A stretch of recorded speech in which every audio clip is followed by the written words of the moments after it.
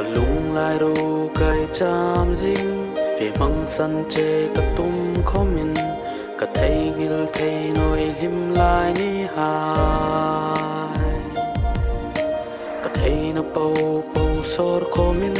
ลุงลายรูกะหินอีจิงตลาดไทยกิลตุ้มเจนทรังกะลาคงอินเวีมังซายันเรลไทยซีโนhungin herlim komin ing leyam ningata mo imasan ningata o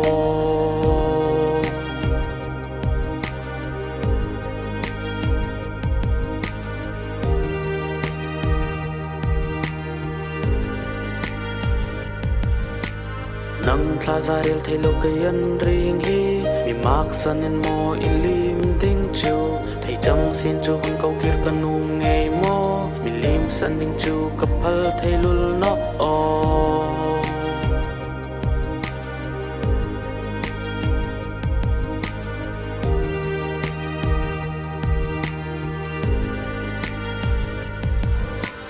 Am I too low for you or am I too young for you? Cause I'm happy when in their mirror, always there to cheer me. Searching for a place to go, searching for my only hope. I need you back through me, yeah, I need your love back through me. Like we used to be before, you're my everything to me. You're my only ecstasy, leaving me behind this world. So the scars you've left in me, thinking of a way to let go, let go. Trying to find a way out from these loose dreams I got. Thinking of a way to let you know how much I love. Fighting my way through to get through. Trying to reach my hand out through you. After all I can't help falling in love with you.